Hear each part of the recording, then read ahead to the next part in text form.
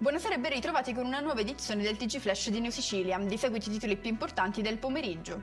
Prosegue la ricerca della verità sulla strage di Altavilla, fissata per domani l'udienza di convalida dei fermi di Giovanni Barreca, accusato di aver ucciso moglie e figli, e dei due complici. Sabato invece le autopsie sui resti della donna e sui cadaveri dei giovani. Ci spostiamo a Palermo, dove la Corte dei Conti ha confermato l'assoluzione dell'ex assessore regionale Maurizio Croce. Quest'ultimo era stato accusato di danno erariale di oltre 460.000 euro.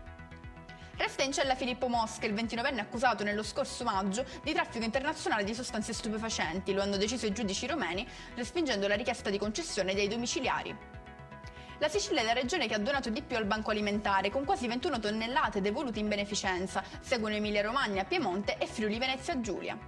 In conclusione il meteo, buone notizie per chi vuole festeggiare San Valentino sotto un cielo sereno. Per domani si prevede bel tempo su gran parte della regione. La protezione civile non ha diramato alcuno stato di allerta. E con questo è tutto, prossimo appuntamento domani alle 13:30. Grazie per averci seguito e buona serata.